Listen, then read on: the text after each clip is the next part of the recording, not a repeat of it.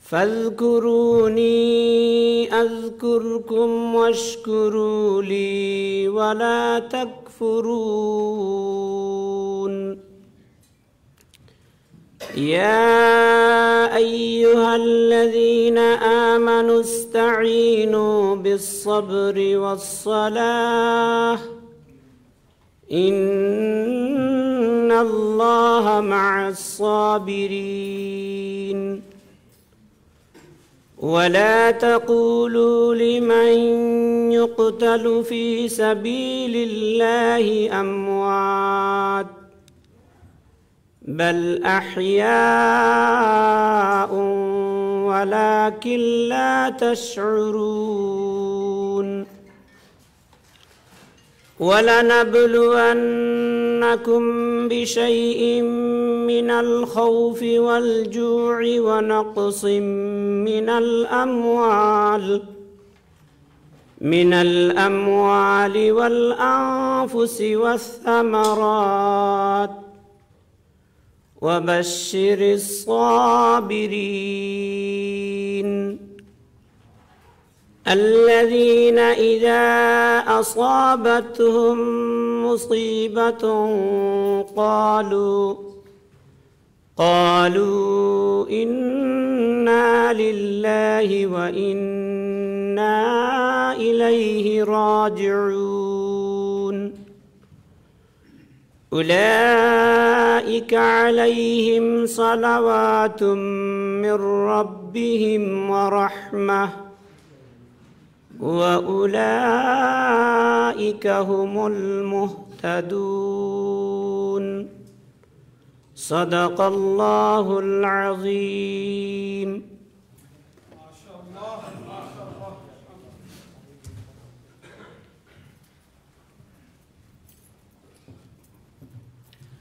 Jazakallah khair, Maulana Kasur Ahmad Sab, for beautiful dissertation. Distinguished guests and honorable ulama ikram, as you know, this event is very, very important event. Alhamdulillah, in this difficult time, United Kingdom Muslims from north to south, east to west, every masajid came forward and helped Al Khair Foundation. And Al Khair Foundation, with confidence and strength, did the delivery. How Al Khair Foundation did all this. The person behind all these activities, this is none other than anyone else that is Imam Qasim Rashid Ahmed. Day and night, tirelessly, he took his life on risk and gave enormous help for the Gaza. How did he do it?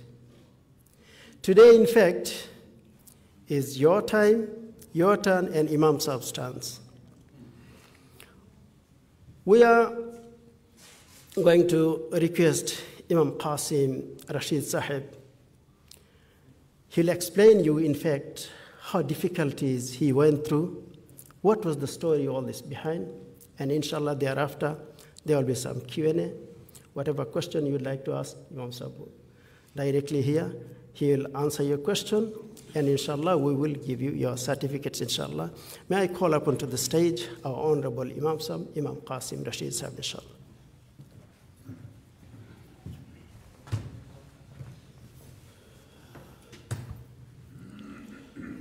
Bismillah ar-Rahman ar-Rahim. Alhamdulillah Rabbil Alameen. Wassalatu wassalamu ala Rasulih al-Kareem wa ala alihi wa sahbihi ajma'een wa man tabi'ahum bi ihsanin ila yawmiddin. Amma ba'd.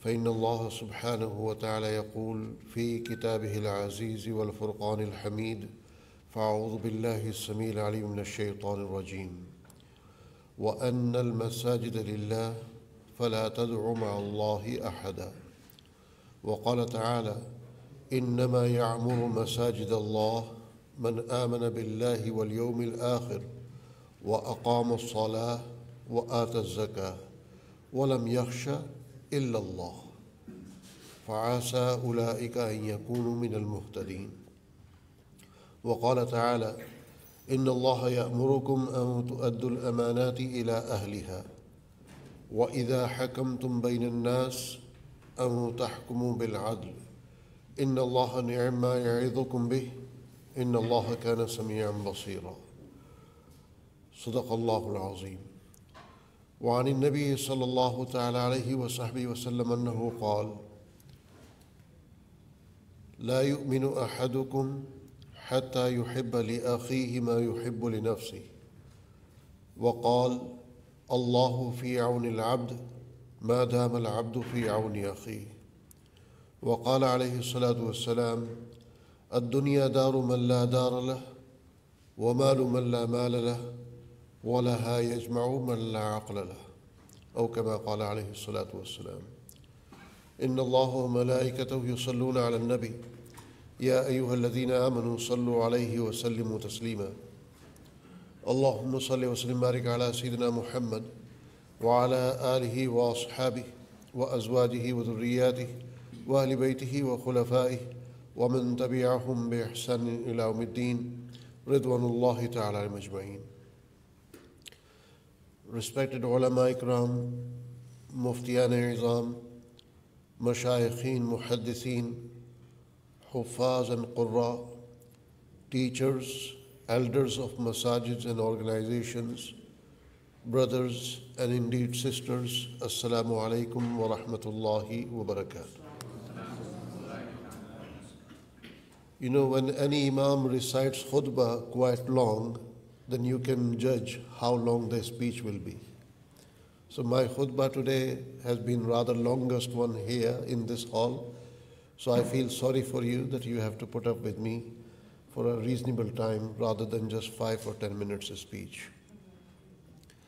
It gives me great pleasure to know that I'm the only speaker here. Otherwise, generally there are lineup of speakers, and when the time comes, by the time is end of the event, and you don't get to speak much. One of the reasons for that, alhamdulillah, majority here are ulama or involved with masajids and so on. So it's not about speech or about basically giving da'wah or explaining any masails. Rather basically sharing the facts, the realities, and ground reality and so on. So before I continue, I would like to ask, everybody okay with English language or? Yes. Everybody okay with that? कोई हैं जिनको अंग्रेजी समझ नहीं आती? Now I cannot translate that in Bangla, so don't expect me. No, because I don't have Bengali wife, so I cannot speak Bangla. Not up to now. Yeah. Although having said that, I have Gujarati wife, but still I cannot speak Gujarati. So don't take wrong indication from this. First of all, subhanallah, for past 2-3 days, I'm surprised to see myself how much I have recovered from the trauma, from the, you can say, psychological and emotional effects of my trip, or rather trips to Egypt. So inshallah, I'll be speaking from my heart to you, and I'll be sharing few important informations with you about how we work and how we would like to work. First of all, the ayats I have mentioned, Allah subhanahu wa ta'ala says in Al-Quran, وَأَنَّ الْمَسَاجِدَ لِلَّهِ فَلَا تَدْعُوا مَعَ اللَّهِ أَحَدًا. Masajids are the houses of Allah subhanahu wa ta'ala, and we shouldn't invite, or meaning basically we shouldn't pray to anyone else apart from Allah subhanahu wa ta'ala. Why did I mention this ayah? You will understand that inshallah shortly. Second ayah related to masjid Innama ya'muru masajid Allah. Who are the guardians, who are the custodians, who are the ones who construct masajid, who are the one who take care of masjid, who are the one who look after the running affairs of masjid? Who are those people? What are their qualities? Innama ya'muru masajid Allah. Ya'muru, mashallah, ulama is here. It has wide meaning, from construction to even running of the project or looking after it or establishing the masjid and so on. So who can establish masjid? And establish also includes construction and running and everything. What are their qualities? Number one, man amana billah.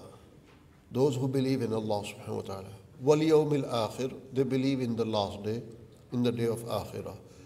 Wa aqamu salah, they establish salah.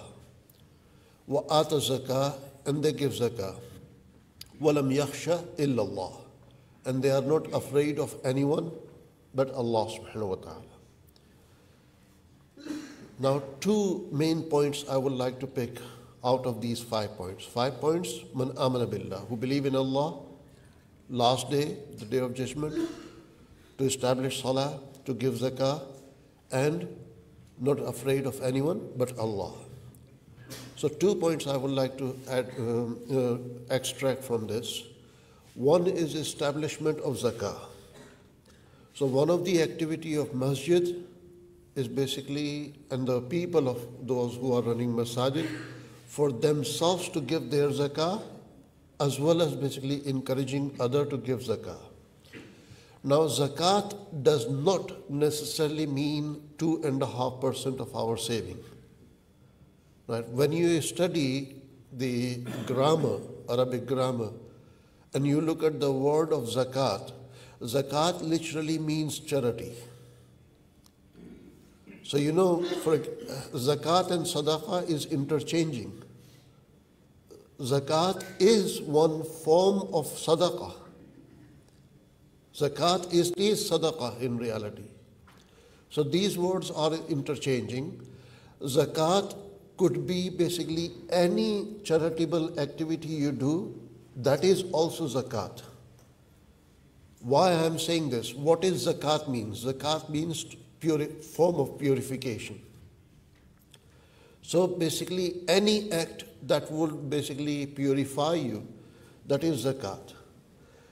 So zakat is just not that 2.5% zakat as you can say real meaning of it, but zakat has wider meaning than that.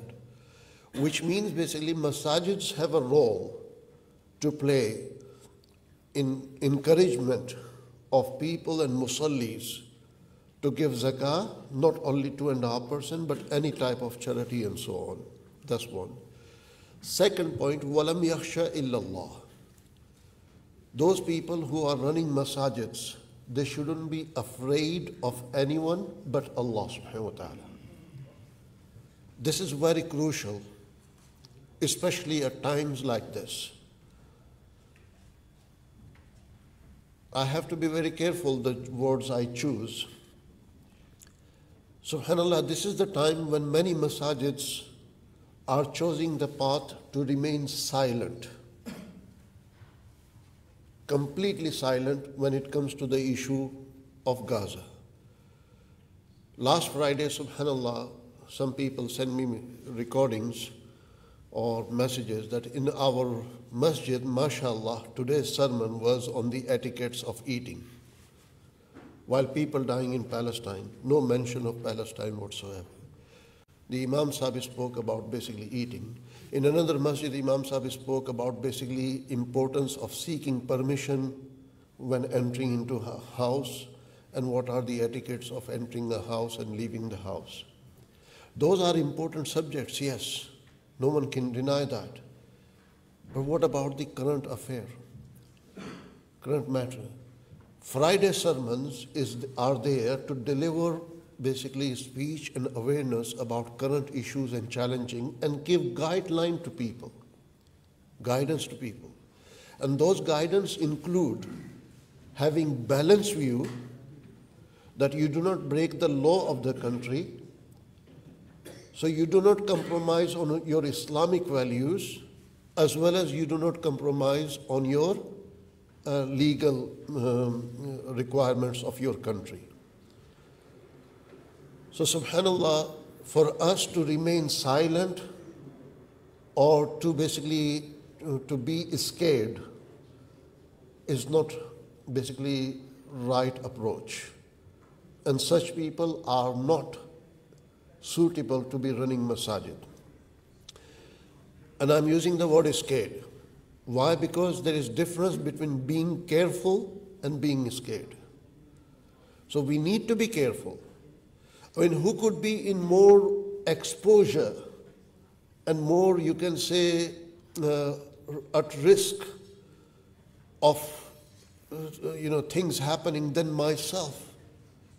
I'm running such a huge organization, having offices in dozens of countries, having operation in more than 50 countries, and then having primary and secondary schools, then having television channels and so on. So every action of mine could affect entire network.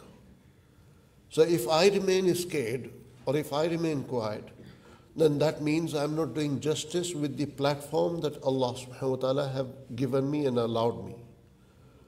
So therefore it's very important for us to be careful but not to be scared.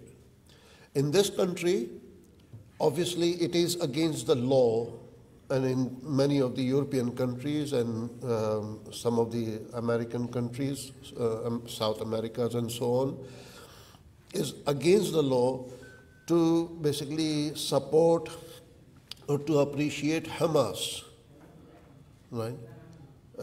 So there are no two ways about it. Now, if you post something or you share something or you display something or you mention something that is coming from Hamas directly, then that is a problem. Then you are in legal difficulty. And if you are a basically person of position like imam or basically chairman or like that, then you could be putting your organization at risk. Now, many people can argue basically about the people of Gaza or the basically Palestine or those people who are running the country and so on. Those arguments aside, the reality is that Hamas in these countries are prescribed organizations. So we cannot be seen and we cannot be associating ourselves with them. Now, I myself been to Gaza more than 10 times, possibly, mashallah, been working there since 2009 on a smaller scale, but from 2013-14 on quite large scale, and from 2016 establishment of hospital, and for past 3-4 years looking after basically more than 6,000 orphans in Gaza, many water projects and so on, this and that. So I have to be very careful that I do not associate myself with prescribed organizations or prescribed people and so on. And alhamdulillah, we have protected ourselves. Why? Because we have duty not to protect only ourselves, but to protect the organizations that are working with us, the donors that are supporting us. So I have much more greater responsibility upon my shoulder to protect not only ourselves, but to protect everybody who are my strength. So therefore, when it comes to basically protection and following legal guidelines, we do not take it lightly. We, alhamdulillah, our aim is to protect everybody else, including ourselves, our donors, and so on, mashallah. So alhamdulillah, we are fortunate to have many masajids from UK, many organizations from UK, and the number is growing, and mashallah, the number is crossing 100 organizations and masajids of UK that are working with Al Khair Foundation for sake of Gaza. Subhanallah, just from this area, Tower Hamlet and East London and so on, I don't know exact number, but I think it's maybe 20, 30 from this area alone. And I hope that after tonight's meeting, it will double, if not multiple, inshallah, that everybody will come on board, inshallah. That is the aim of tonight. So Subhanallah, this is the background of وَأَنَّ الْمَسَاجِدَ لِلَّهِ and وَلَمْ يَخْشَ إِلَّا اللَّهِ. I hope that I made it a bit clear, mashallah.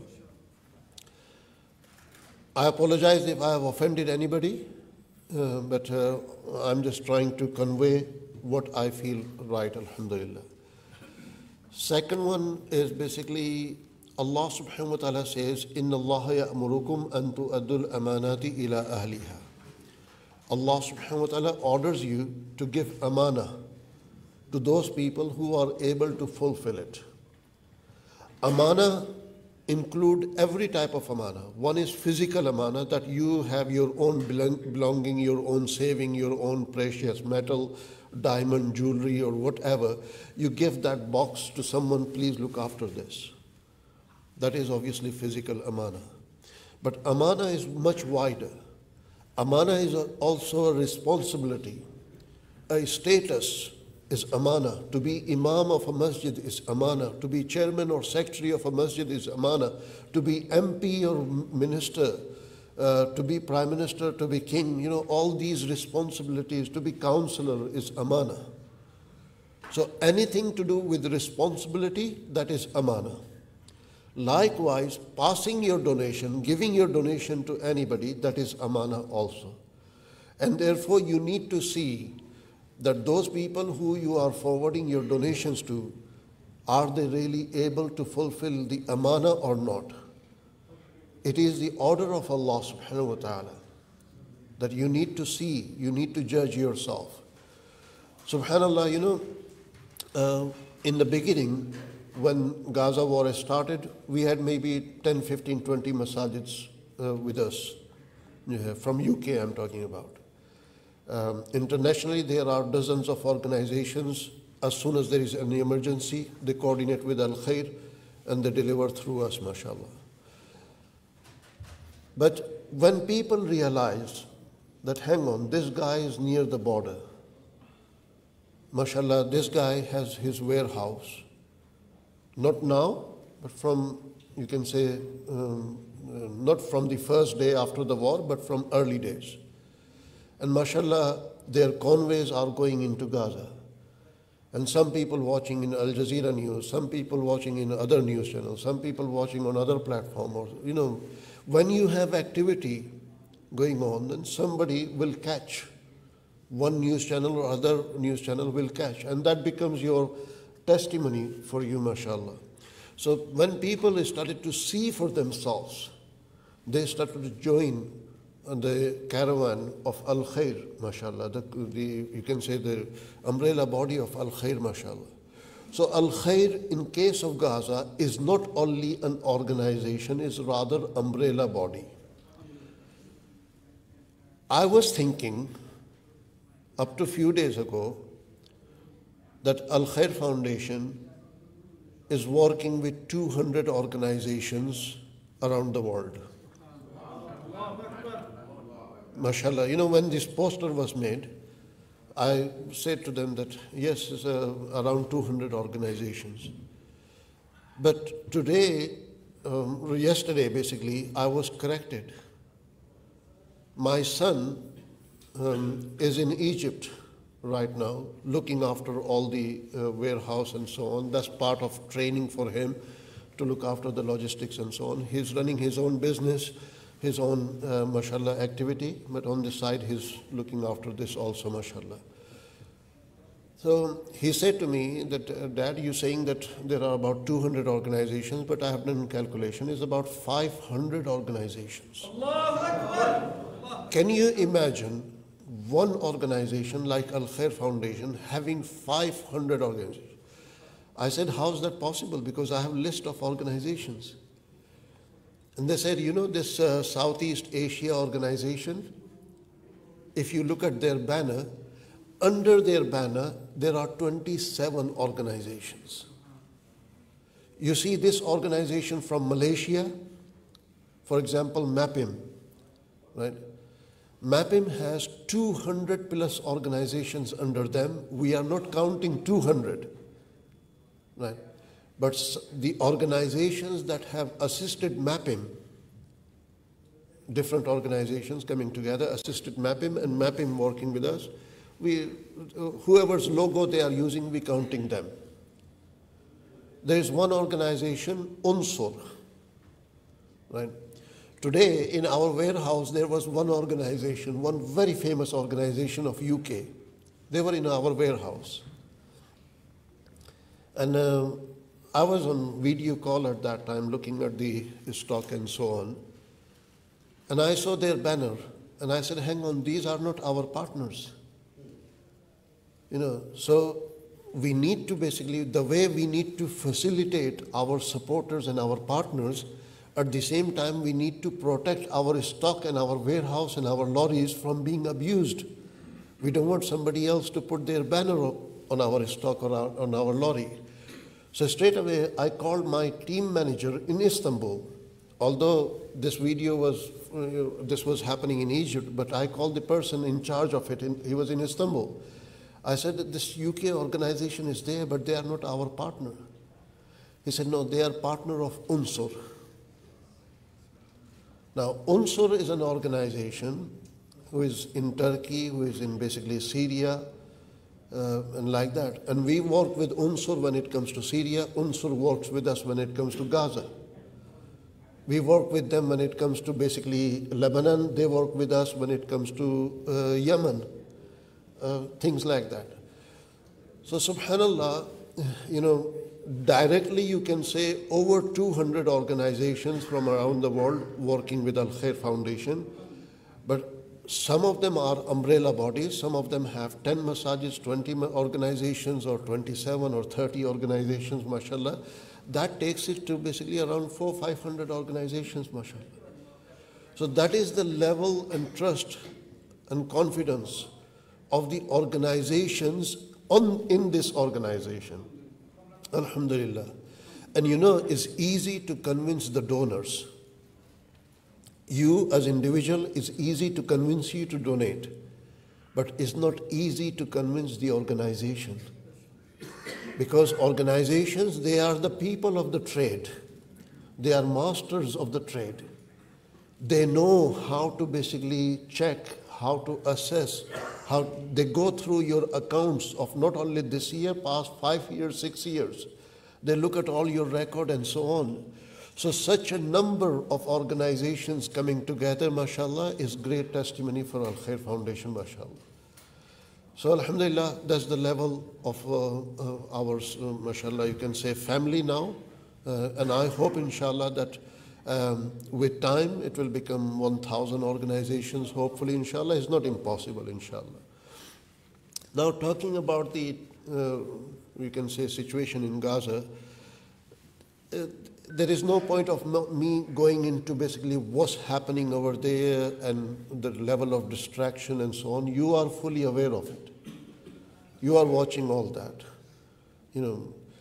All I can say that since Hitler till now, we haven't seen any such tragedy. Right? We have seen the wars. For example, if you look at Iraq war, in Gaza, how many people have been butchered so far, murdered, killed? Maybe 15 to 20,000 roughly, yes? In Iraq, more than 500,000 people. So in that sense, Iraq was far more worse. In Afghanistan, they sat 20 years in Afghanistan. So you can imagine, they were not there on holidays. I spoke to basically one translator myself, who was translator for basically foreign forces. I don't want to mention the name of the country, but the foreign forces, and you can imagine basically which are biggest countries in foreign forces that were occupying Afghanistan. This guy was translator for them, and he used to remain with them as a shadow. And he was telling me in my trip to Afghanistan recently during the Afghanistan earthquake that army personals, they used to bet each other that if you are able to shoot him on his right knee, you will have this chocolate. If you are able to shoot in his heart, you will have this can of beer. If you shoot here on his stomach, you can have this cigar. That's how basically, it used to be a fun for them. The level of tragedies in Afghanistan you cannot imagine. So we have seen much bigger and much worse tragedies than Palestine and the Gaza situation right now. But still I'm calling it worse situation than the time of Hitler till now. Why? Because in every other emergency, in every other basically occupation or any other war, people had chance to escape. I'm not saying it was possible for everybody to escape, otherwise there would be nobody who will die. Everybody would escape. But there was possibility for a number of people to escape. Let me go one step ahead. I find this situation of Gaza to be worse than Hitler time. I know I'm saying very big statement and I could gain problem, but I can prove it. How many people you find right now amongst Jewish community, elders, that they claim that I'm the survivor of Holocaust? Or how many people you find that they claim that my grandfather or my grandmother or my uncle or my parents, they were survivors of Holocaust? Many, isn't it? But in Gaza, there is no room to escape. These people survived because they managed to run away from there. They managed to run away from basically their camps and gas chambers or whatever. But in Gaza, there is no room for them to escape. They are surrounded. So subhanAllah, the situation is really bad. And to make it worse, now more people are dying because of lack of treatment than with the direct bombardment. You can imagine what must be happening over there. If we break our nail, we need medical attention. If we cut our finger a little bit, we need medical attention. And if we don't get the treatment properly the way we want, how restless we are. Just imagine what's happening there. How many tens of thousands, possibly nearly 100,000 people. I know they're saying 30, 40,000 injured. I think it's more than 100,000 people who are facing injuries right now.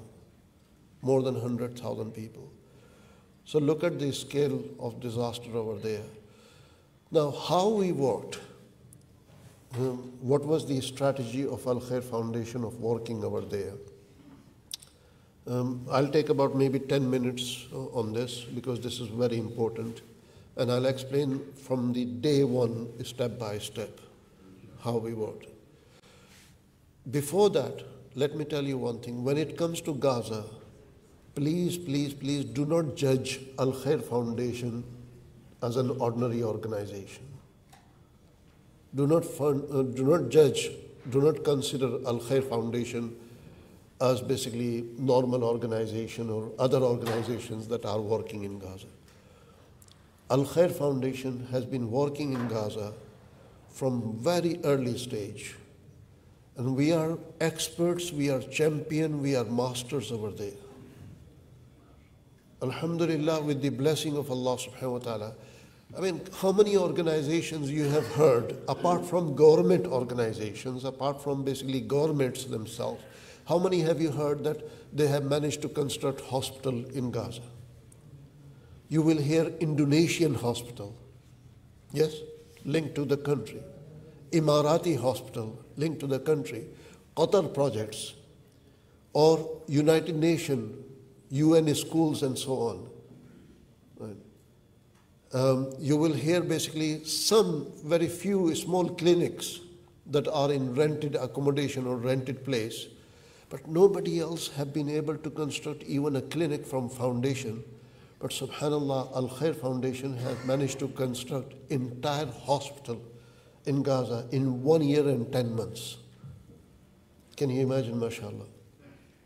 And to keep it safe since then till now, since its establishment in 2017-18, up to now, not a single bullet has been fired on the hospital, alhamdulillah. I can only pray for the safety of it for the future. Only Allah knows about the future. But up till now, during any war, including this one, not a single bullet has been fired on this hospital, mashallah. So may Allah subhanahu wa ta'ala keep it safe, may Allah subhanahu wa ta'ala protect. I'll tell you one hidden project inside a story, you can say. Obviously, you have heard that Gaza is dependent on Israel when it comes to water. They can switch on the water whenever they want, they can switch off whenever they want, they can mix it whatever they want, they can supply whatever type of water suitable for human consumption or not contaminated, whatever. They are at the mercy of the people of the government of Israel, basically. Obviously, with our experience since past many years, we learned that water is a big challenge for people of Gaza, and therefore we should do something extraordinary for people of Gaza in order to provide them access to water.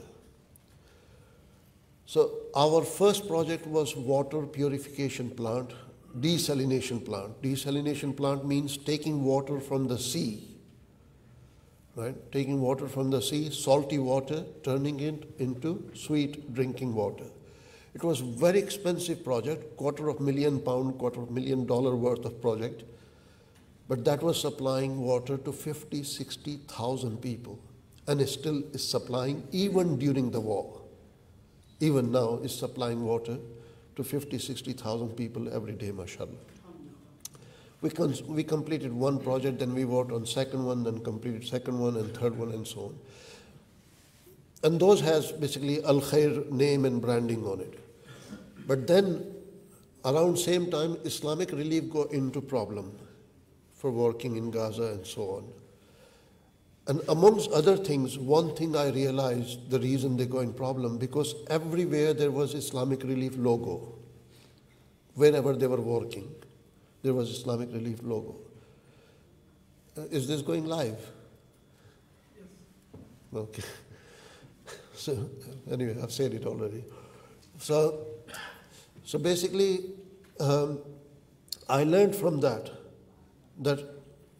is it more important to have basically your visibility, your logo, to have your name, or is it more important to provide service? So we established water stations dotted around across Gaza. MashaAllah, each water project is providing water to 5,000 to 10,000 people, roughly. Minimum 5,000 to 10,000 people, each water project. And you know how many water projects we were completing a year? Forget a year. How many of them we were completing in a month? Around 8 to 10. So every month, we were basically, even if you go by minimum number, we were completing enough projects every month for past 2 years or so that provides water to 50,000 people, mashallah. So literally half of Gaza's population started to receive water through these water stations. And mashallah, even during the war right now, you know, where you see on TV or on social media the people queuing for water, majority of them are these stations of Al Khair, without basically any mark and so on. So that has been our sacrifice for people of Gaza. Rather than doing things for the name or for fame or like that, we did it to provide the service. And hey, Allah subhanahu wa ta'ala rewards you. Allah rewards you. Allah knows your intention. Allah knows the sacrifice. Allah knows what steps you have taken. So Allah rewards you. Because of these steps over past 6, 7 or 10 years, alhamdulillah, Allah rewarded us now that we have around 500 organizations working with Al Khair Foundation, mashallah, in a small area of Gaza, mashallah. If that is not the result of our sacrifice or our sincerity, then what else it is, mashallah. So alhamdulillah, that's our profile. That's our profile in Gaza, mashallah, looking after basically so many people in terms of water. Now, during the war itself, how many of those water stations have been damaged, we don't know yet. It's too early. Definitely, quite many must have been damaged. But still, those which are in safer areas, they are continuing to provide service. Looking after 6,000 orphans in Gaza is not easy.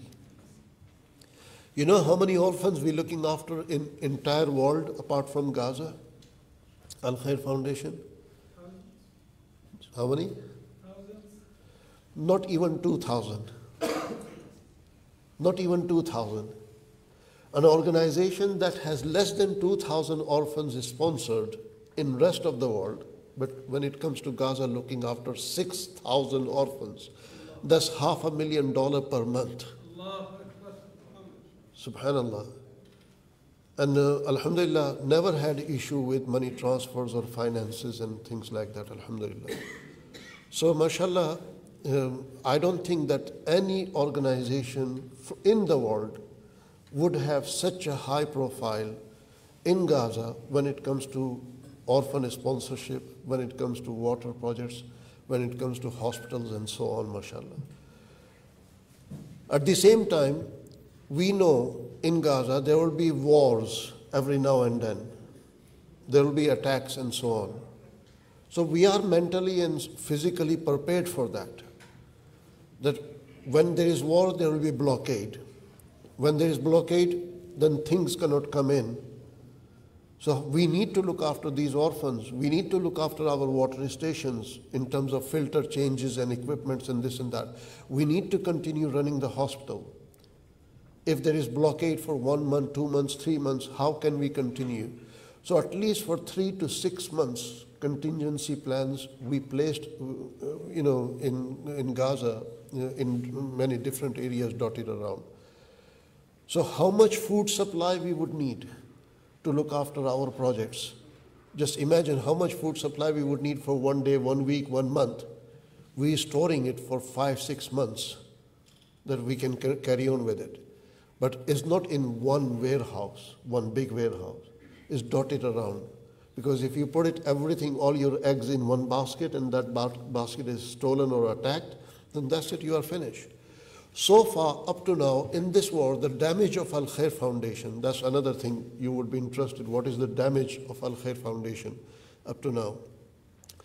So far, one small warehouse, the size of basically, you can say the size of this stage from between these lights, you can say. So even these pillars, this area in these pillars will be bigger than that. It's like a small shop. So that small shop was storing some of our basically items and so on, and that building got attacked. And on the ground floor was our warehouse, and that got damaged. That's one. Second one of our car got hit when a building was blown up and this car was passing by. So because that building blew up and many bricks and like that and came in, and this car was damaged quite badly. That's all our damage up to now.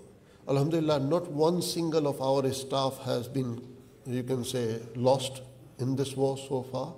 Their family members are, yes, but all our staff members, all of them are accounted for. Subhanallah. You can imagine with such operations how many staffs we would have there.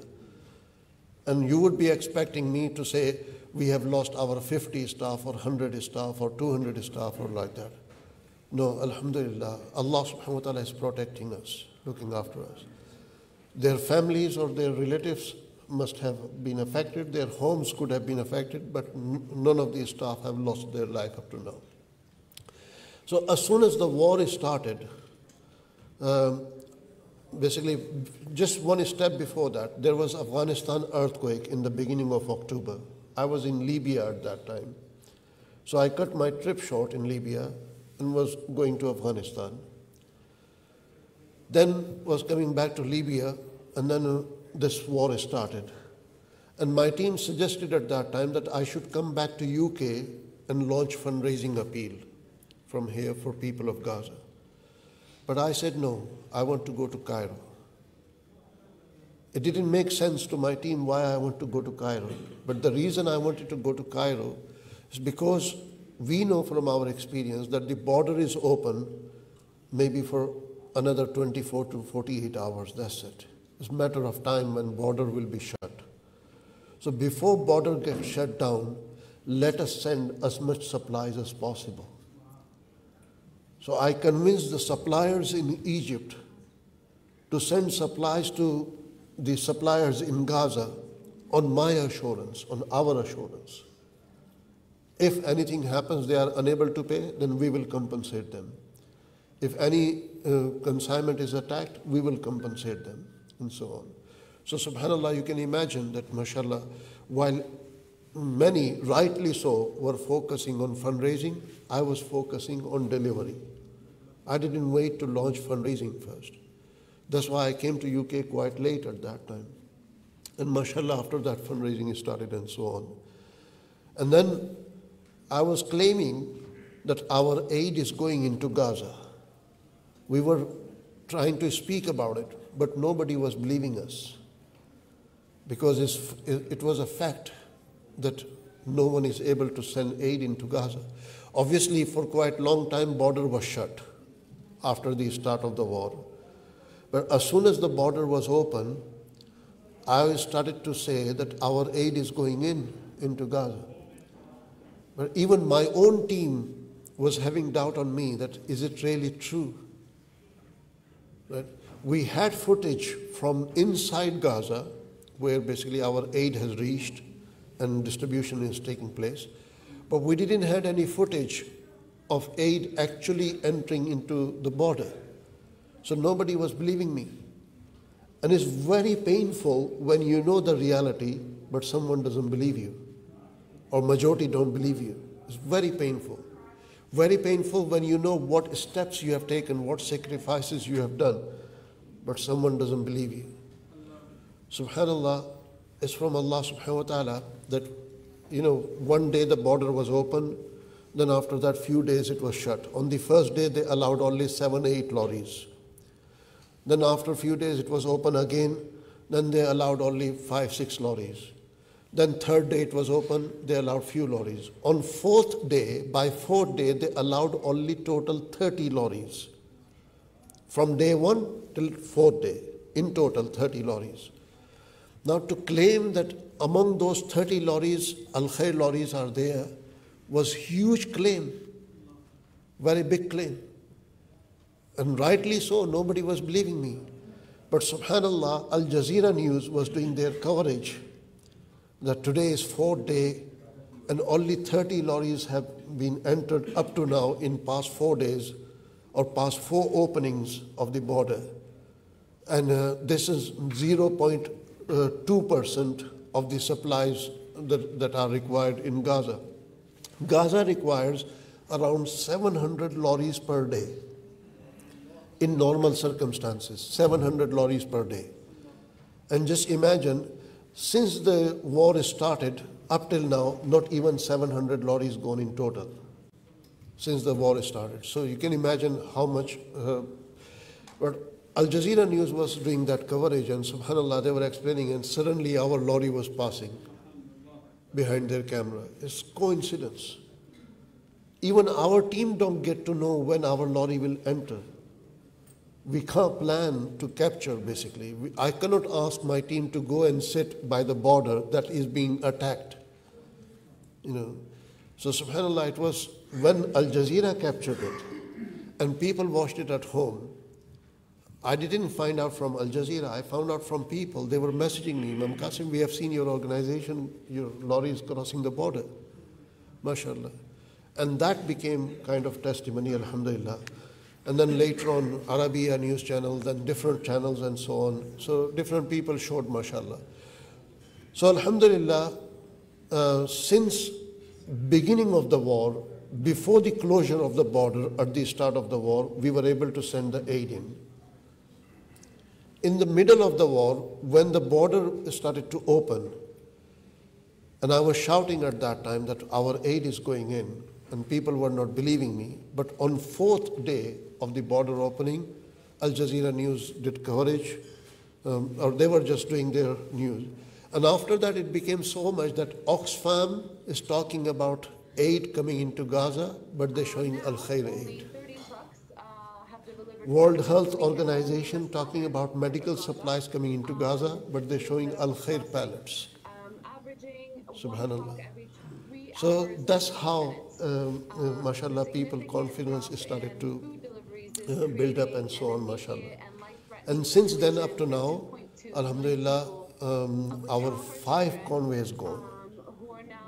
And last convoy that went was basically 1 day before the ceasefire.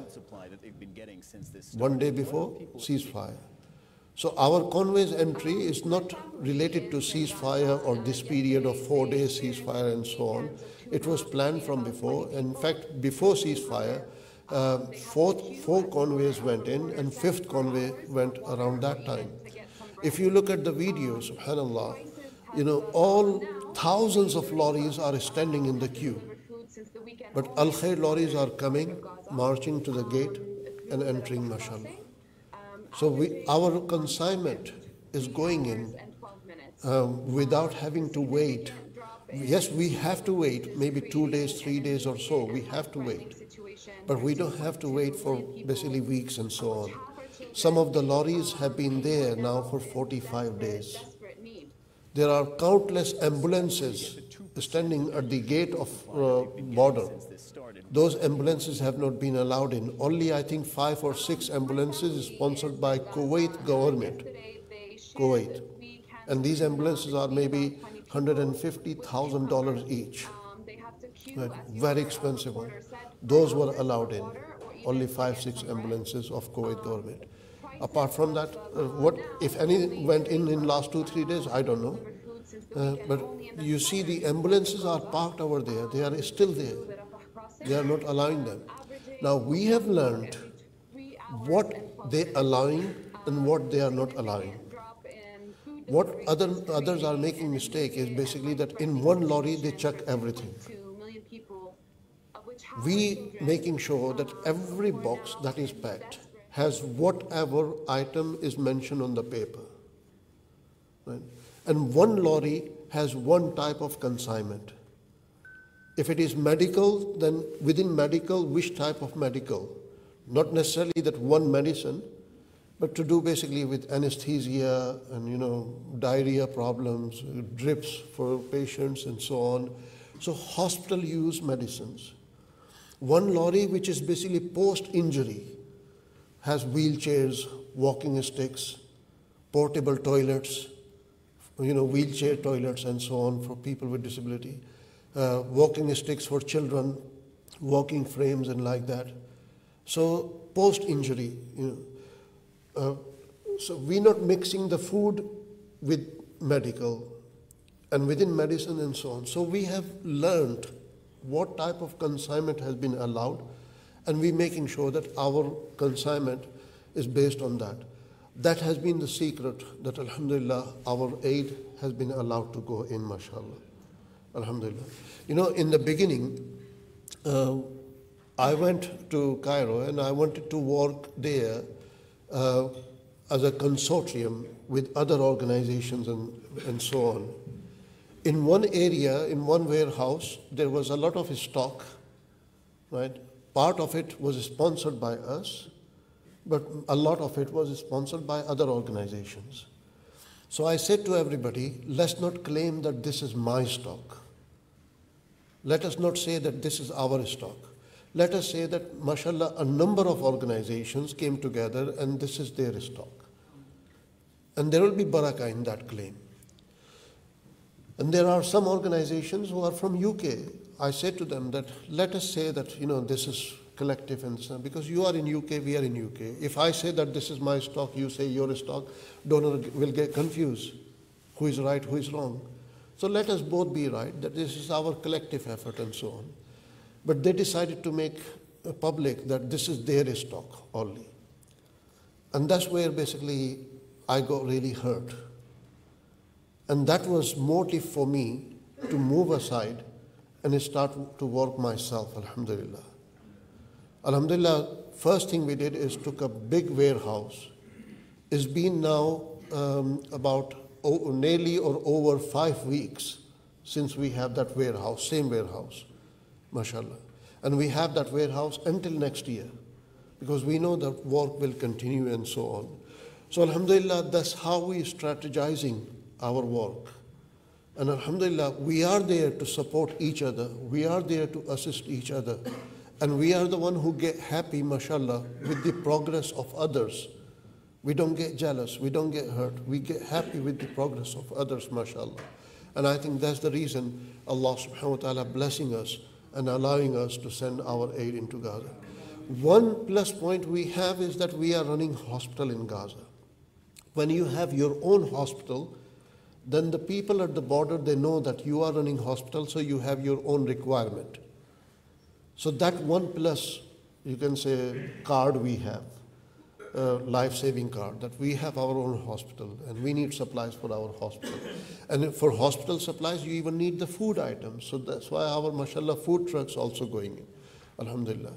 So mashallah, brothers, alhamdulillah, and ulama ikram, this how Al Khair Foundation has been working. I have explained from beginning till now. If I carry on talking, obviously, I've been in Gaza since the war started. This last trip of mine was fourth trip. Right? In first trip was before the closure of the border, as soon as war started. That was to send aid. Second trip was to work as part of consortium with number of organizations and so on. But I saw a few challenges there, and we had responsibility of other organizations because we are serving other organizations. So it's not matter of Al Khair interest only, it's matter of interest of other organizations and so on. So that's where I decided to work with them. We are still working with them, and we are possibly the biggest supporter of them, financially and physically. And we say to them that in our consignment, we will put your banner, inshallah, because we are working as one, mashallah. So we are working with them also, but then I started to work ourselves, mashallah, and organizations started to join, mashallah. So alhamdulillah, that's the reality of it. Now, the quality of the stock, I just want to touch base on that. You know, you can have, let's say, one whole pallet here, whole pallet, and the pallet is coal, right? One bag of coal is 2 pounds. So whole pallet could be less than 200 pounds, right? Or you can have that pallet here, which is gold rings or diamonds, and that pallet could be worth billions of pounds. So you cannot judge the value of a pallet or consignment or a lorry just by assuming. You know, if it is food truck, food supplies, then one lorry you might be able to fill in with 25,000 pounds, depending on what type of food items. If it is baby milk powders, now milk powder, one can is 10 pound, 15 pound, yes? By the time, and that's 10 pound hair. Remember, hair is cheaper. You know, by the time it goes into Egyptian border, the price increases and this and that. The transportation cost is really high. Because the lorries you hire, it's not that you hire from one here to there, today they pick up and tomorrow they deliver. No, the lorry have to wait for 1 week or 2 weeks or whatever the duration it takes. Certain lorries are still there for past 5 weeks. Maybe the cost of the lorry is more than the cost of the consignment. Yeah. So subhanAllah, our medical supplies that we have focused upon, and we have invoices and quotations and all that for that. We have requests from the Ministry of Health for the shortage of medicines, that is zero stock. You know, you can buy one box of paracetamol for 15, 20p, 30p, or certain medicines you can buy for 10 pound, 20 pound, or certain injections will cost you 500 pound one injection, right? So therefore, the price of medical items is very different.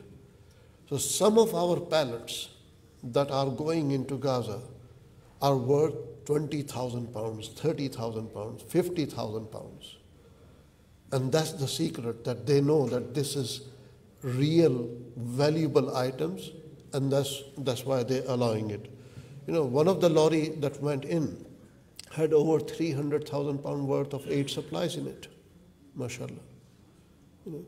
So the quality of our delivery, we're not trying to save you can say save the money. We're not trying to show the quantity. You know, in same amount, we could have filled that warehouse 10 times bigger. We could have 10 times, 20 times more items. But we supplying what we are being requested by the health ministry. You know, their request to us is in how many pages? In a small writings, basically like Excel sheet is, you know, how many pages? About 74 pages. 74 pages, basically thousands of items that they have requested to us. So alhamdulillah, we are supplying in that manner, and we are not basically trying to cut any corners and so on, and that's why Allah subhanahu wa ta'ala knows what's the effort behind the scene, and Allah subhanahu wa ta'ala blessing it, mashallah. So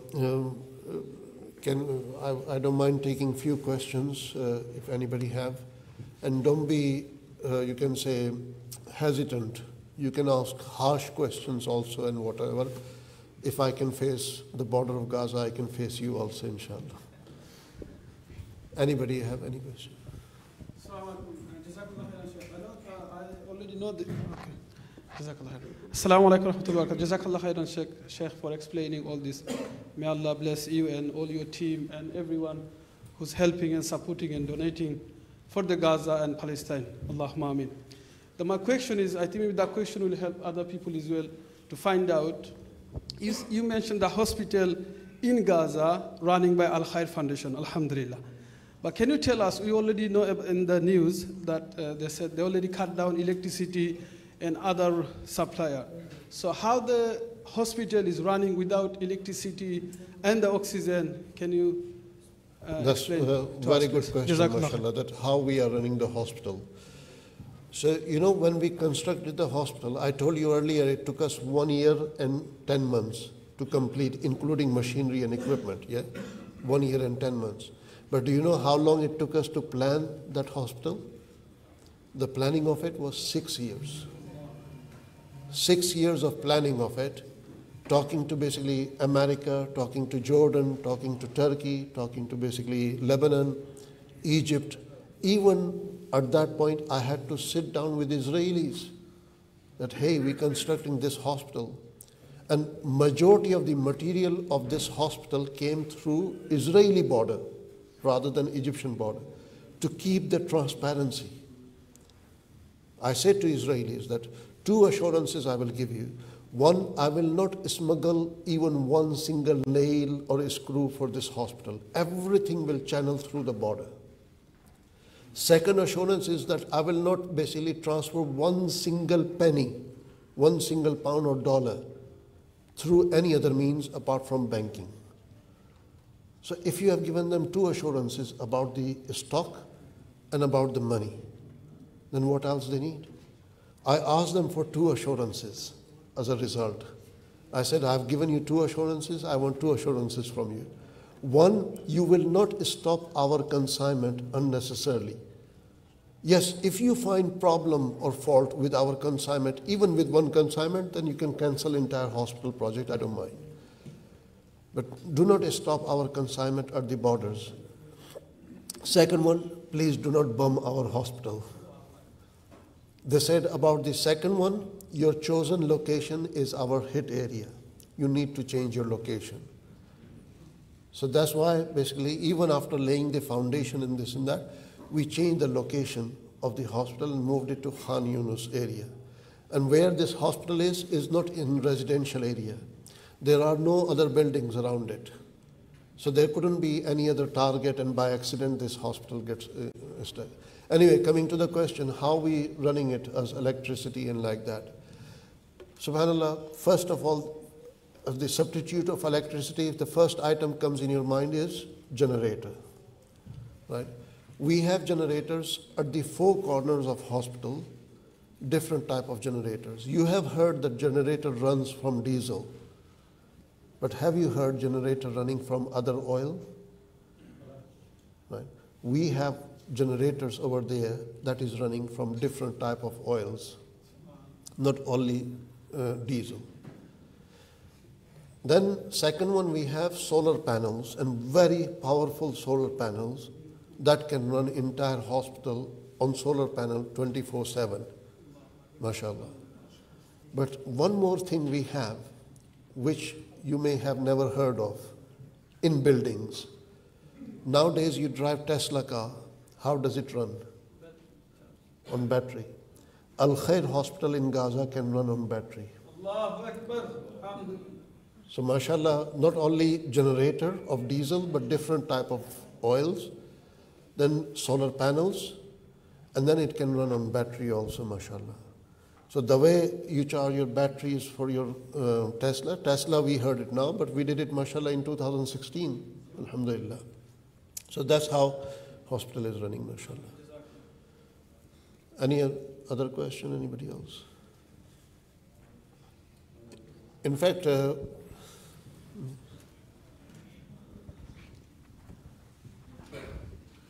Assalamu alaikum wa rahmatullahi wa barakatuh. Wa alaikum assalam. This question not only from me, it's on behalf of some viewer and donor, especially from sister side. They ask a question about our policy of Al Khair about zakat is based on 100%. We know, many times I ask you, but now again they're asking me and to ask a question about Al Khair policy about zakat and sadaqat wajiba. MashaAllah, Jazakumullah khair. First of all, forget about Gaza situation only. In any emergency, our policy is 100% donation, not 100% zakat only. 100% donation goes to that emergency. Whatever amount has been raised, that amount, 100% of it will go towards that emergency. That does, nothing of that will go to our costs in UK or our office costs or our traveling to those countries and so on. So that's our blanket policy with every country. Obviously with Gaza, we have to be even more careful. Right? So it's not only zakat, but any donation, 100% policy of that. Then the question comes that how do we run the organization? Right? We have many supporters. Of course, we have gift aid donation. Government of UK gives us about 1.7, 1.6, 1.8 million pounds a year. That gift aid we receive. That helps us to manage the projects and so on. So gift aid is not basically for admin cost only, but is to manage and is contribution of British government towards good cause you are doing. But in addition to that, we have many other donors. You heard of PayPal, right? PayPal has been donating to Al Khair every single month for past many years. Microsoft gives us 80% discount on anything we want to purchase. So if you are purchasing one software and you are paying, subhanallah, £100 for that software, that very software is costing us only £20. So mashallah, we have many cost-cutting opportunities and so on.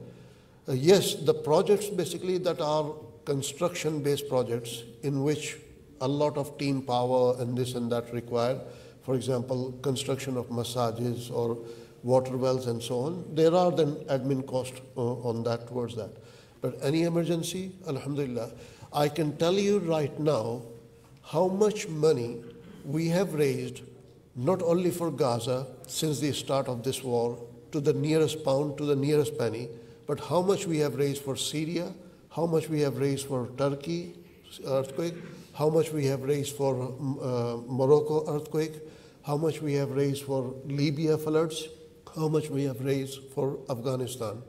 When you go outside, you will see one donation, 4 nations.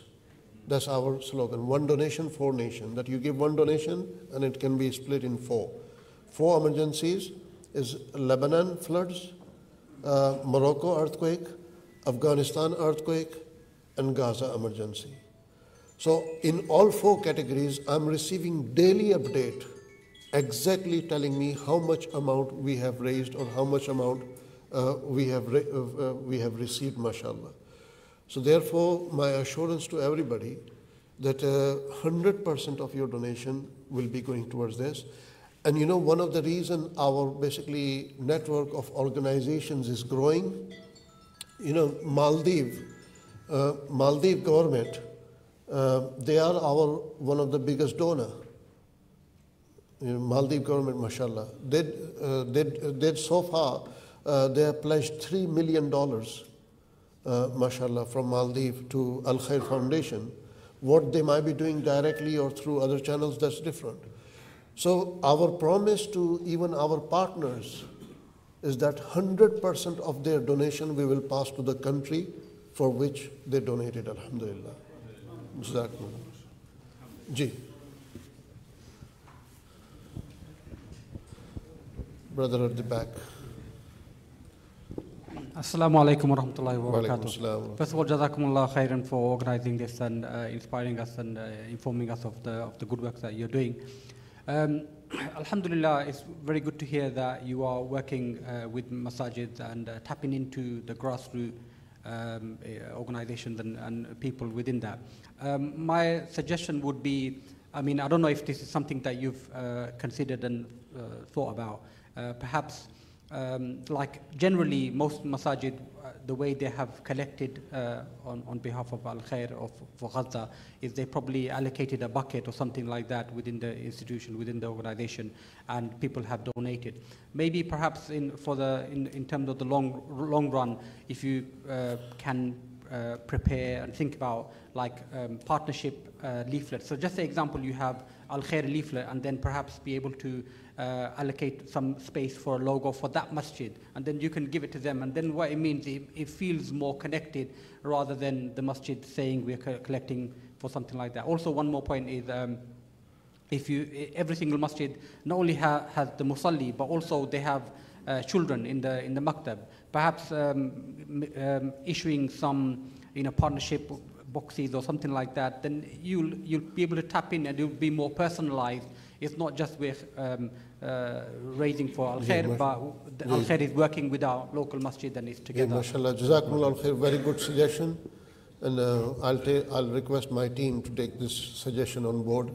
Any partner organization that is working with us, if they would like to produce leaflet with that organization and Al Khair jointly, that's fine. However, we're doing that with many organizations already.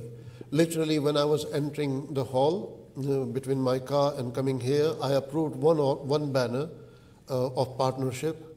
It's called Aid to Gaza by Jamia. Now, Jamia appeal, I'm not sure, some of you might have seen on social media or so. My daughter is studying in one boarding school in Bradford, girls boarding school, Jamiatul Imam Muhammad Zakaria. Some of you might be aware of it, mashallah. My daughter-in-law, Akhlaq, my son, his wife, is teacher in that Jamia. Less than 48 hours ago, less than 2 days ago, they launched fundraising for Al Khair. And it was not on the request of my daughter or my daughter-in-law. It's because I was in Manchester over the weekend and similar meeting, but with maybe 500-600 people. Alhamdulillah, £500,000 was raised there, mashallah. So in that meeting, when I spoke about it, and over there we had a screen and we were showing our aid entering through the border and so on. So Jamia team decided to, mashallah, start fundraising appeal. Their target was, I think initially £20,000. That was their target. Within 5 hours, they raised 25,000. Right? Then they increased the target to entire lorry of 39,000 something, nearly £40,000. Within 1 day, they reached that target. Then they launched a second appeal for medical convoy. And alhamdulillah, so far, I don't know what's the latest now, but in the afternoon, total £75,000 was raised. So this is the power of students coming together. Jamia students and teachers coming together. I never went there and spoke to them about it, mashallah. So your suggestion is very good, inshallah. But at the same time, we vote on the design of the leaflet and banner, what will go on the screen and so on, mashallah. So we'll take on board, inshallah. Anybody else? Any other question? Yes. Sorry, I wanted to raise. Assalamu alaikum. Wa alaikum salam. Imam Sahib, I just wanted This to... is, I call hijacking the mic. Sorry? It's okay, carry on. I just wanted to appreciate that the organizing of such gathering, I think it gives us the reassurance of how your organizations have been effectively working in the death and horror zone in Gaza. I think it was, we were approached by Maulana Kibriya of Darus Sunnah and Khidma Academy's trustees to raise some funds for the Gaza. We were also approached by other organizations. We did not have any confidence. We did our due diligence check. Also, we did our checks with the charity commissions. Now, your organizations came that they highly recommended. Now, there was a Bangladeshi TV channels. They came and they interviewed me yesterday about your organizational works, everything. Now, I then contacted Mufti Salehudin. He then gave me some documents about your organization. There are some still people reluctant, the other organizations, and I think your organizations do come along as one of the top highly recommended organizations that people can have trust and faith. Now, in particular, I would like to appreciate the courageous role and steps and efforts that you have taken, especially taking your extremely risky journey, in particular in crossing the Rafah, sorry, what is it called? Rafah borders, isn't it? No, reaching up to the border, not yes, crossing. Not crossing, yeah. crossing. Otherwise, I wouldn't have been... Providing all this emergency relief to the victims and struggling peoples there. It is, I feel that all the muftis, maulanas are here. I think we need to pass this message on to the community in particular. I see there are a lot of Bangladeshi peoples, they are collecting donations for the Gaza in Whitechapel market. And I think these scammers, they need to be stopped. I think a message has to go from here tonight that there are reliable, reputable organizations. They should only provide these reliefs or the emergency Gaza funds. They should not just look into the title of a Maulanas and pass on these monies to them. So once again, I would like to, on behalf of Khidma Academy, thank you for your courageous journey and thank you for your efforts in providing the helps to the Gaza people. Jazakallah. May Allah bless you and give you the strength and to continue work for this Muslim Ummah. Jazakallah. Assalamu alaikum. Jazakumullah khair, jazakumullah. Thank you, mashallah. Al-Khidma Academy Khidma Academy has been biggest, mashallah, supporter so far. If you look at the amount of Khidma Academy, is mashallah biggest from East London, mashallah, area. The first masjid, mashallah, that did fundraising appeal for Gaza was no one else but East London Mosque, mashallah. And I'm honored and I'm pleased, mashallah, with the imams and management to have faith and trust in Al-Khair to do first appeal, mashallah. That was quite good one, mashallah, alhamdulillah. You touched upon a television channel. Just give me 1 minute, please. Sure. On television channel, basically, Bengali TV channel, many people contacted me and said that, look, this TV channel saying this, why don't you respond? I said, I have more important work to do than responding to these people. You know, someone has started a WhatsApp message, 10 facts about Imam Qasim, that he's lying this, he's false and this and that and so on. I know the organization. The sad reality in this emergency, the sad reality, normally people who don't like you, who have some grudge against you, they start some anti-activity. But in this emergency, many of the rubbish that came towards Al-Khair, sadly, came from fellow organizations and fellow TV channels, sadly. You know, I mean, those people who have been convicted for the fraud, proven on the record that they've been convicted, they've been to prison for fraud, are talking about integrity, are accusing others of fraud. Just imagine that if I'm at the basically closer to the Rafah crossing area, how dangerous it is. How many people, you ask yourself, how many people from UK you have seen up to now that have managed to go to Rafah crossing in this war? Not even one. And it was impossible for me to go also. It took me 3 trips to Cairo. 3 times I went to Cairo, hoping that this time I will be able to go, this time I will be able to go. Had it been somebody else, they would have left it. It's such a tough and such a difficult journey. You know, Egyptians are not easy to deal with. But the more you go away from Cairo, the more closer you are to the border, the more riskier it is. You know, I was about to be put in prison in this trip in Cairo. First time I'm mentioning this. I was about to be put in prison. Why? Because, you know, when you have lorries and you want to film your own lorry, you need a permission for that. We took the permission to film our own lorries. The location, everything was, written permission was there. While I was filming it, so I filmed from that side. So the lorry is basically behind here, so I filmed from this side. And then in order to film from the other side, because the main banner was on the other side, I went behind the lorry and I crossed the road. Right? I crossed the road. Just because I crossed the road and I was filming from across the road, I was about to be arrested because of that. They took passports and ID cards of my team member and so on, this and that. Just at the end, subhanAllah, I don't know what came in his mind, and he said, okay, give me your name. I gave him. You are chairman of this organization? I said, yes. He said, what proof you have? Where is the letter that you are? I said, I don't have the letter with me right now, but I have my business card. He goes, but anybody can make this business card. And suddenly it came in my mind that, Mufti came in my mind, the biggest Mufti. I said, ask Google, just Google it. So he put in Google, Qasim Rashid Ahmed, and suddenly all my profile came in. Alhamdulillah. So when he saw that, he said, give my salam to Zakir Naik. I said, I'm not in contact with him anymore.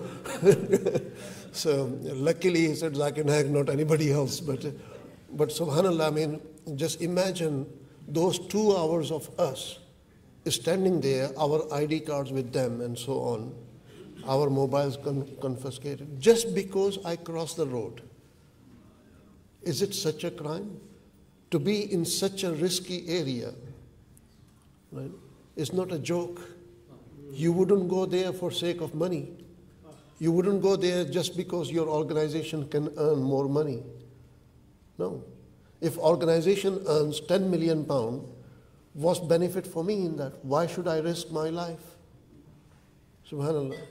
There is about 1 hour away from the border, there is only one hotel. And that hotel was full of journalists and other politicians and so on. You can't find a room. You have to sleep in lorry. I have the tent with me that I took, a small tent and so on. So, subhanAllah, living your life like a driver. All I can say that I was like a driver at that time. You wouldn't find suitable place to go and use washroom. Forget about shower and so on. So putting yourself in such difficulties and hear people who have eaten people's money and done fraudulent activities is speaking about your integrity. Subhanallah, I think they need to be fearful of Allah subhanahu wa ta'ala. Yes. Jazakallah khairan. Thank you very much for taking, to question you something. I mean, Al Khair Foundation has been doing a wonderful work in the last 20 years. And in fact, it has become a household name. One very simple question which I'm really interested and concerned about is that you mentioned that not a bullet where you have the warehouse and the medical centers and the base where you have not one bullet has been thrown at you. So my concern is really that do you have any protection for yourselves from the government, either of the government, from both sides, like personnel or any bodyguard or any protection for your safeguarding for doing this wonderful work? Right, for myself, bodyguards for myself. Not just for yourself personally, but I think for the entirety of your team and your, the whole of the team that you have where you go and you have problems. Do you have a separate protection for yourself from the government, or do you just leave it to Allah subhanahu wa ta'ala? I'll answer this in one sentence. Please sit down. Thank you. I'll answer this in one sentence. If I take bodyguard and so on, this and that. It depends on different countries, the situation in different countries. So when I go to Pakistan, then yes, there are sometimes bodyguards and so on. But I'll give you one answer. When I went to Burma, in the midst of basically when Muslim crisis was at the peak, when Rohingya community were being killed, right, in 2017-18, I went to not only Sitwe, not only basically Yangon, not only cities and so on, but I went to Rohingya area, Arakan State, right? Arakan State, not for photography for 10 minutes, 20 minutes, or 1 hour, 2 hours. I stayed there for 6 days. My condition with the government is that I don't want any bodyguard. Although I'm in an area where Muslims are being attacked, and these are Muslims without beard and so on, so what will be my situation? But I said that the hadith I mentioned in the khutbah when I started this speech, Allahu fi awni al-abd, ma dam al-abdu fi awni akhi. If I say this, just as many would say as a formality, then what different am I from others if I'm just saying it as a formality and I don't believe in this hadith myself? I have to believe in this hadith myself. And the level of my faith is demonstrated by this step of mine. While in Burma, I said I don't want any bodyguards. MashaAllah. So I believe that at many occasions having bodyguard or protocol or like that puts you in more problem. So it's better to remain humble. As for going to basically Gaza border, subhanallah, we got permission. It's very difficult to get permission to go to those areas, but as part of the convoy, obviously they know our profile, that this organization will be in tens of millions of dollars, aid supplies and so on. So we got permission for a number of our team members. Maldivians, they are basically our donors. So 3 people from Maldives, they came. For some of them we got, 1 or 2 of them we got permission. There is one great scholar, Sheikh Turan from Turkey. He's well known in Egypt and so on. We got permission for him. There is IDIF organization, their representative, we got permission for them. There is one organization from America, we got permission for them. Because all these people were donating between $250,000, $500,000 to $1 million, $2 million and so on. So we got permission for all of them. Now, when you leave Cairo, after that is fine, but the main point is Suez Canal, right? So to reach up to Suez Canal is not that difficult.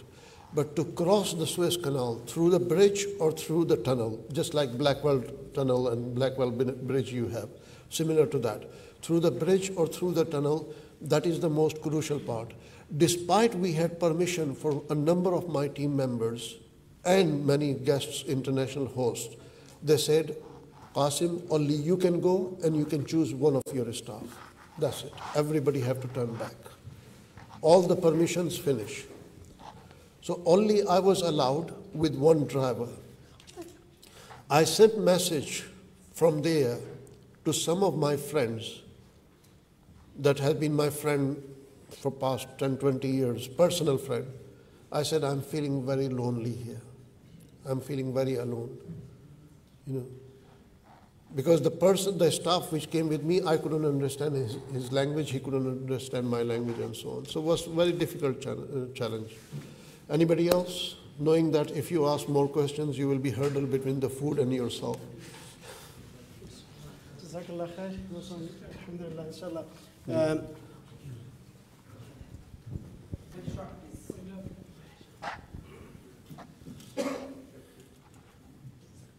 Assalamu alaikum wa rahmatullah. Wa alaikum assalam. I'll talk about regarding trusting al-khair.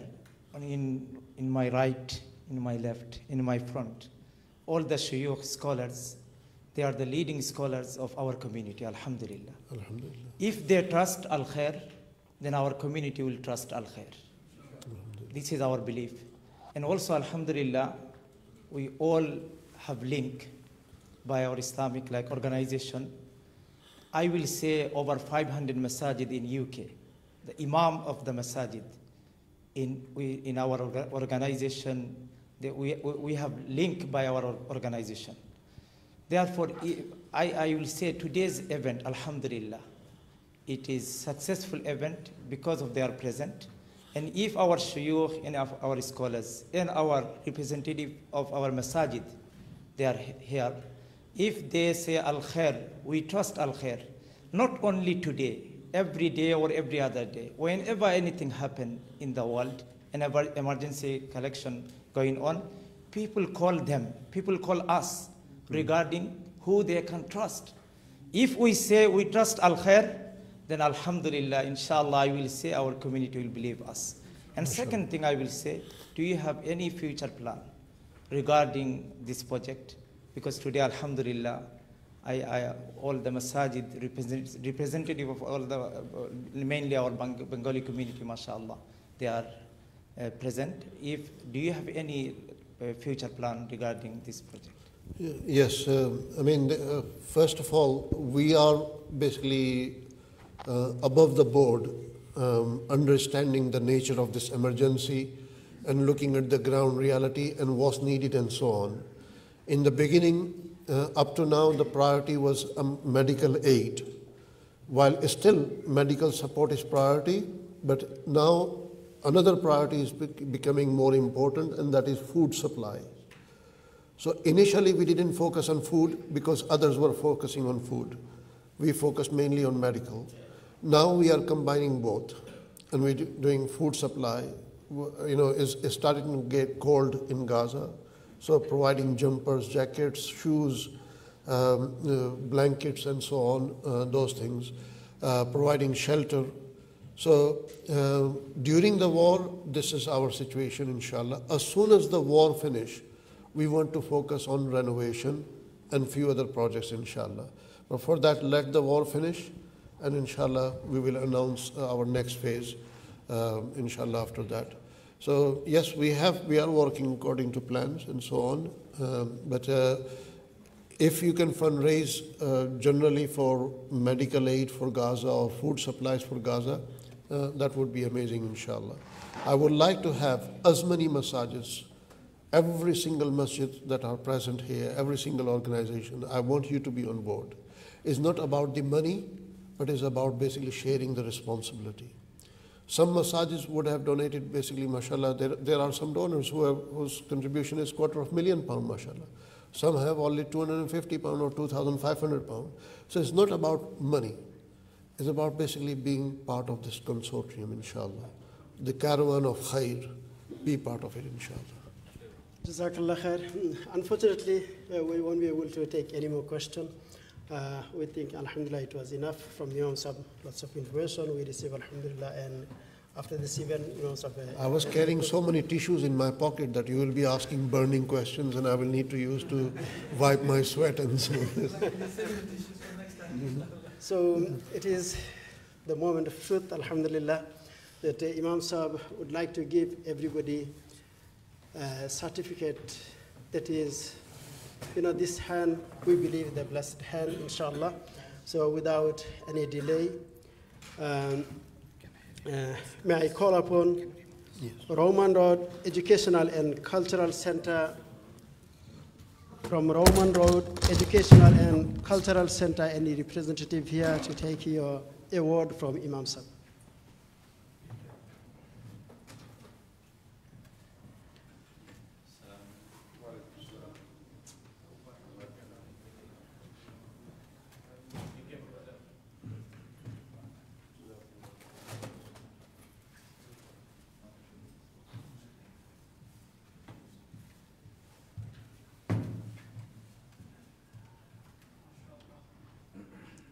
Jazakallah khair.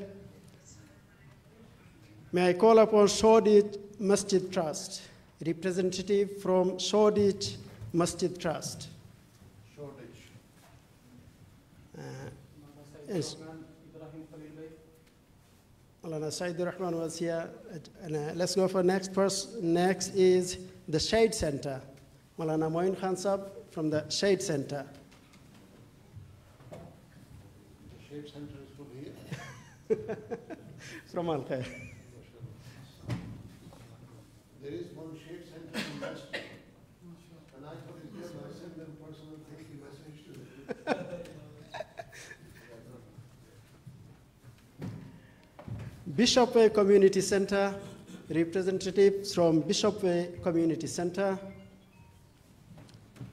Jazakallah khair.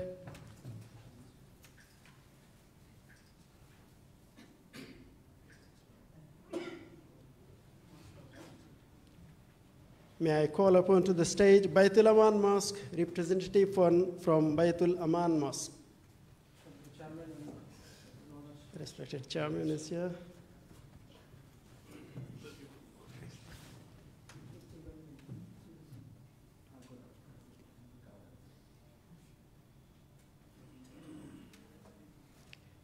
May I call upon to the stage to take your award, Mazahirul Ulum Myland. Mazahirul Ulum Myland.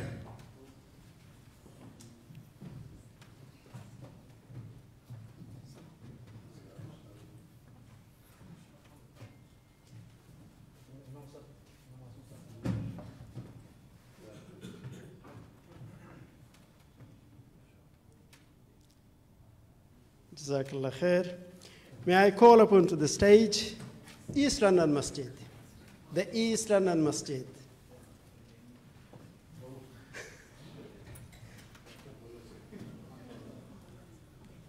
In fact, East London Masjid opened up the door for us in this difficult time. That was the first masjid.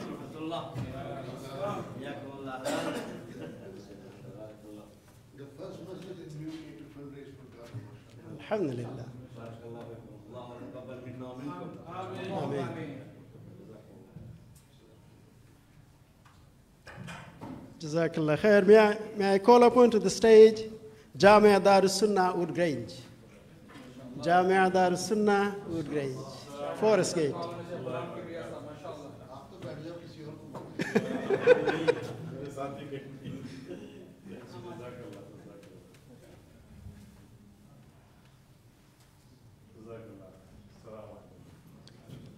May I call upon to the stage Quwatul Islam Upton Lane. Quwatul Islam Upton Lane. Who was here? Inshallah. Next, can we have Mosley Islamic Center?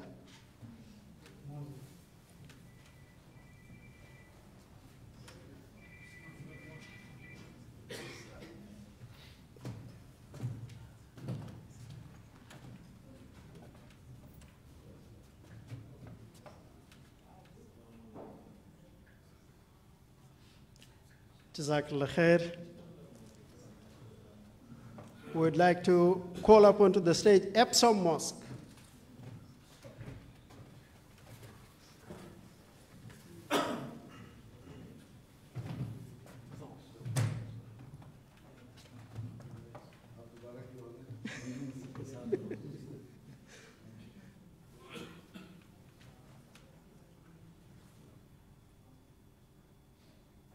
Jazakallah khair.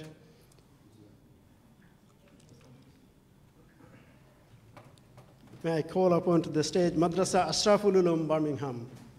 Madrasa Ashraful Ulum, Maulana Iqbal Sahib is not here. On behalf of Maulana Iqbal Sahib, Maulana Faiz Ahmad Sahib is speaking.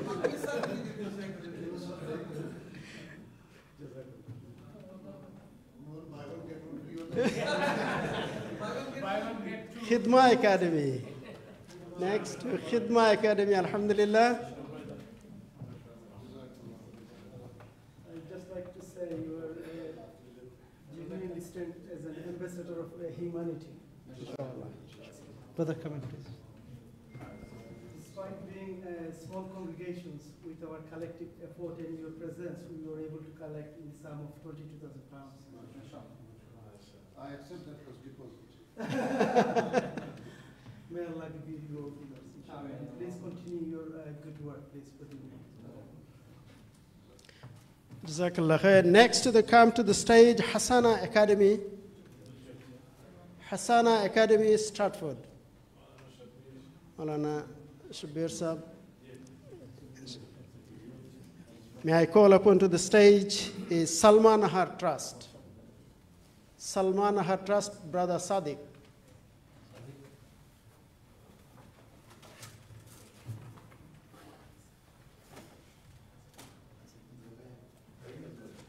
Are there anybody else?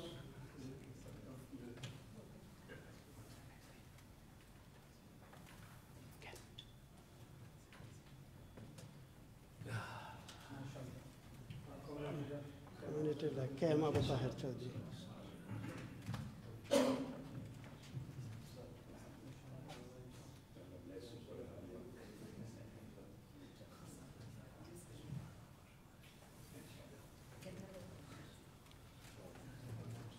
Can I call to the stage Kent Islamic Center? Kent Islamic Center, Brother Arash Ali. Okay.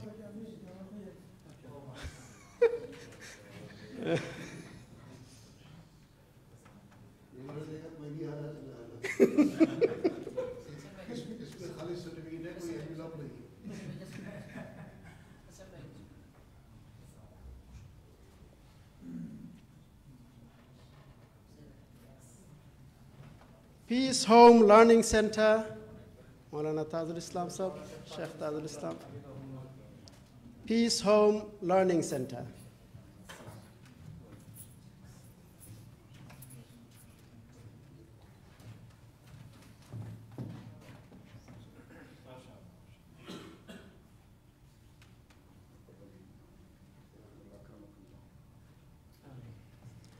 Madrasatul Noor, Seven Kings.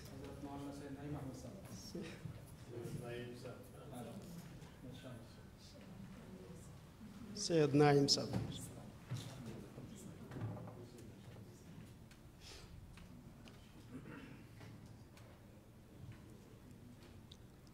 Jazakallah khair.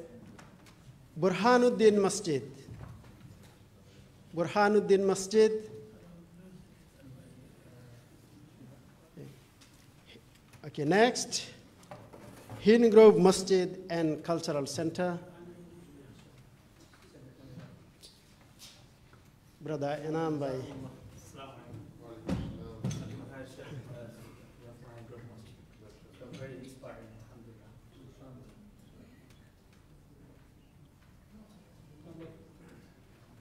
Jazakallah khair. May I call upon to the stage Red Coat Community Center and Mosque. Red Coat Community Center and Mosque.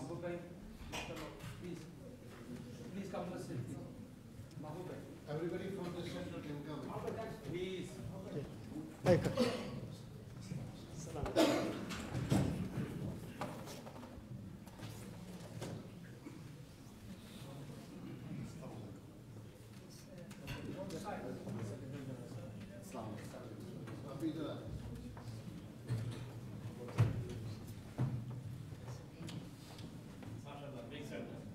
Alhamdulillah.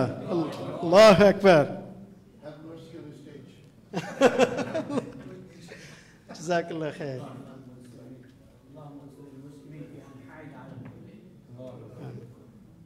Jazakallah khair. Shadwell Jame Masjid. Shadwell Jame Masjid.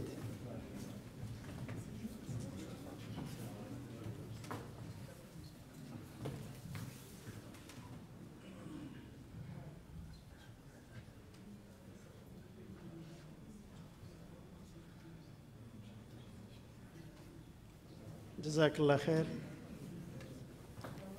May I call upon to the stage Mutala Foundation. Mutala Foundation. 11,125. his madrasa. Next, Bo Common Lane. Anybody?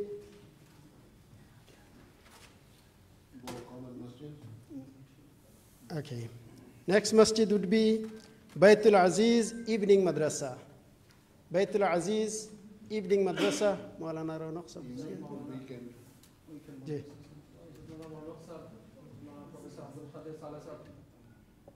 Okay, maybe they left. And then we have, next we'll have Sari Islamic Center.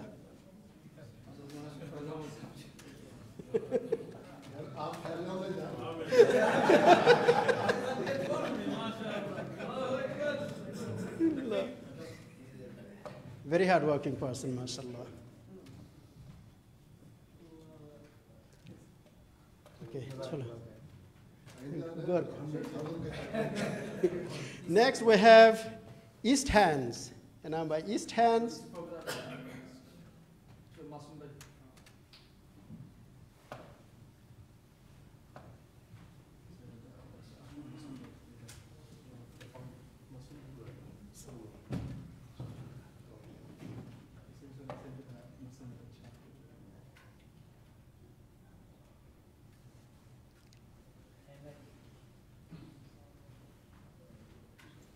Jazakallah khair.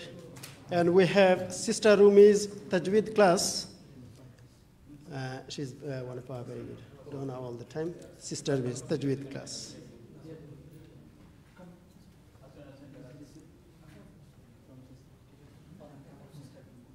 That's yes.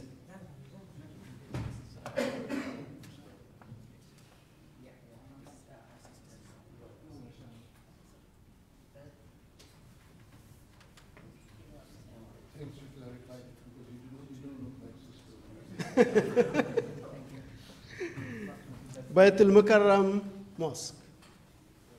Baitul Mukarram Mosque.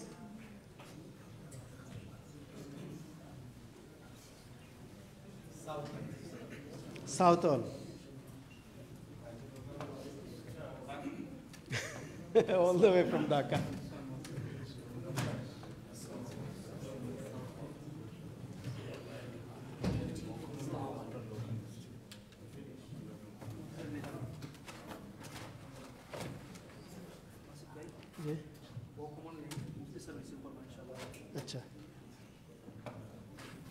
Jazakallah khair. Beautiful, alhamdulillah. On behalf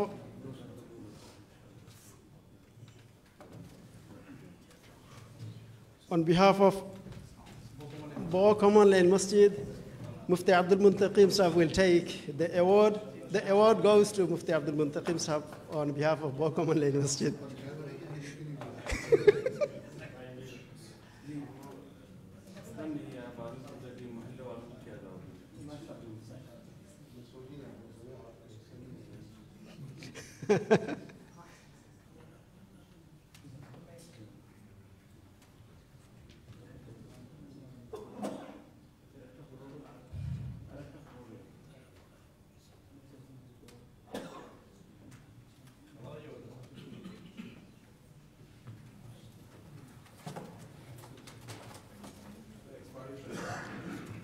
Jazakallah khair. Alhamdulillah, there's a lot other masajids are coming up still donating. Alhamdulillah, everybody is donating, mashallah. And inshallah, we will keep you informed what Al Khair Foundation is doing. This is, in fact, we are coming to the end of the program today. Inshallah, Imam Sahib will make a special dua and the food will be served.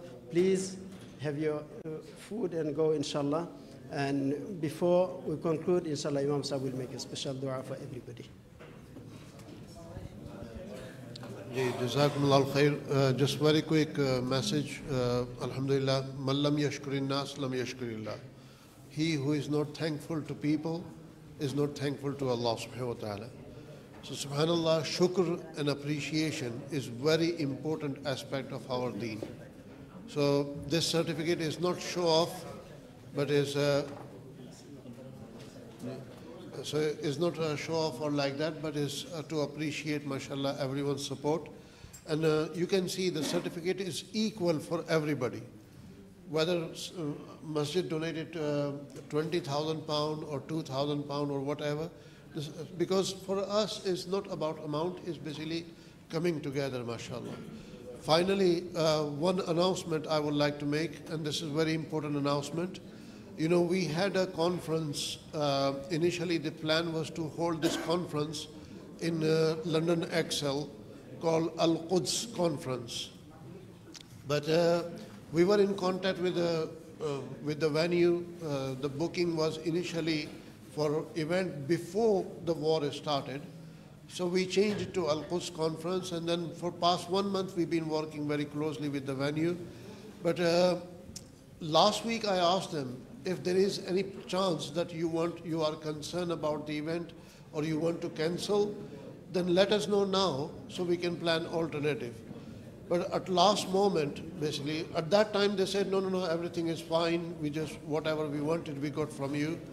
And now they're saying that, oh, there could be demonstration outside and so on, and that's why we don't feel comfortable.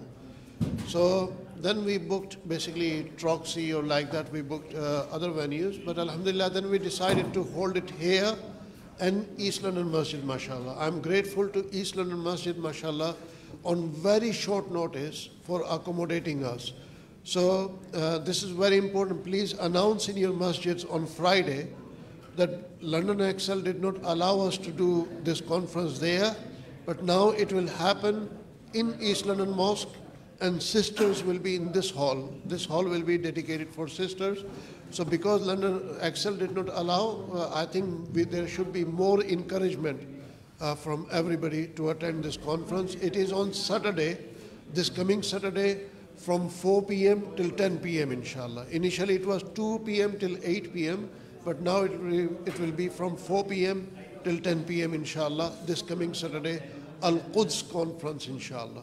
So please attend and ask everybody else. Sheikh,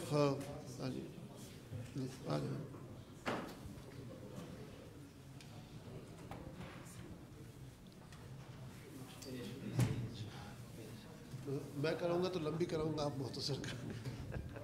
Food is waiting for us. Assalamu alaikum wa rahmatullahi wa barakatuh. Jazakumullah khairan for everyone. May Allah subhanahu wa ta'ala accept tonight's very wonderful event. And then Sheikh, Imam Qasim tried to celebrate us and then give us the reward certificate.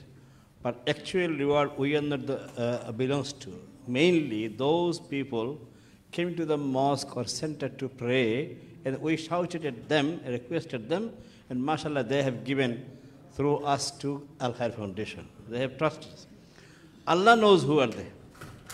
Allah subhanahu wa ta'ala knows who are they. They are not here. We are on behalf of them just receiving a blank certificate, isn't it? It is not any amount there, isn't it? Totally blank.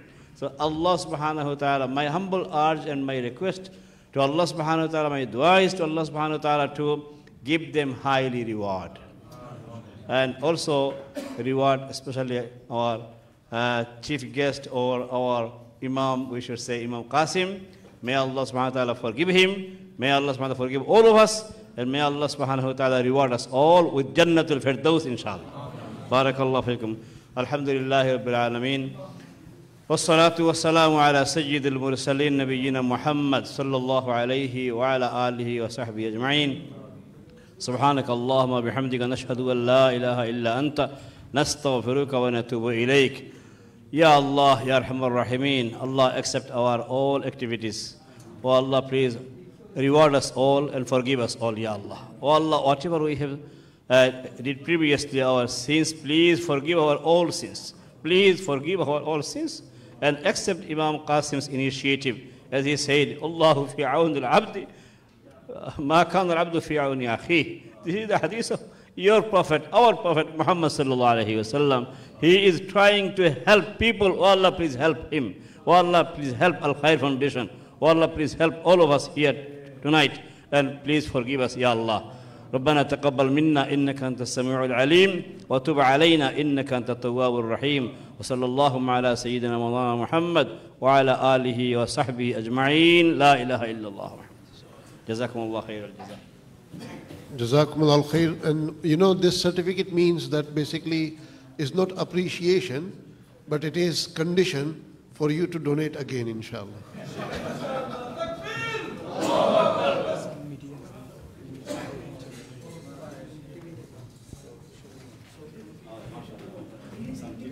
আমাদের সিচুয়েশনগুলোর উপরে আমাদের সাংবাদিক বন্ধুরা হুজুরের ইমাম sir একটা interview নেবেন ইনশাআল্লাহ, এবং মেহমানরা যারা আসছেন আপনাদের জন্য খাবার রেডি হবে আপনারা ইনশাআল্লাহ।